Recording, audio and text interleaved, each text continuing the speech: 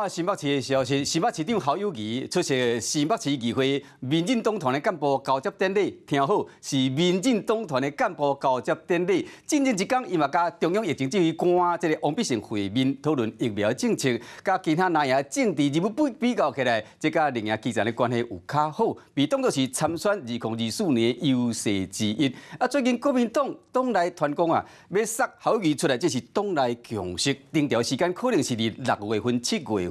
这个前立委，这个沈富阳嘛就是讲，侯友宜即马都袂输是梁中虎，就敢若讲是这个国民党将人拍开了后，对此呢，这个侯友宜表示讲，伊本身唔是什么动物，解决人民所关心的代志，才是上要紧的代志。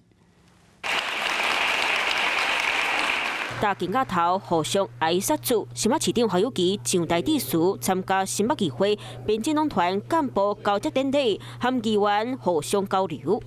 前一天，中央疫情指挥官王必胜嘛来到新北，针对疫苗政策和侯友宜面会。不管中央地方，侯友宜拢和执政党维持和谐关系。绿营的基层的支持度呢，相对于其他蓝营的候选人会比较高。那民意调查是最高的。可是党内的意见并没有完全的统一啊，那么党内也并不是非他不可。表态最佳的时机是，当他已经真的变成党内共主的时候。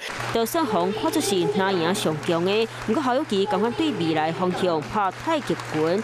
前立委郭正亮就讲，爱等新北议会开会过，侯友宜再开嘴讲。另外，国民党内嘛传出定调侯友宜是党内共识，为了配合新北市议会总结。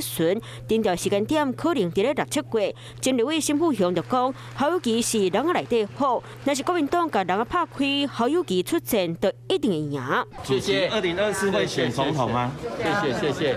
国家人民的利益远超过党跟派，我们也不是什么动物，最主要我们是要去解决人民所关心的问题。就算传闻赢杯，侯友宜嘛是点点态度袂抢赢。当时这个好放出来，关键的时机点，和各界拢伫咧注意。有事没事赶紧转开华视，还没有订阅华视的 YouTube 频道吗？赶紧按赞、订阅、开启小铃铛，我们华视 YouTube 见。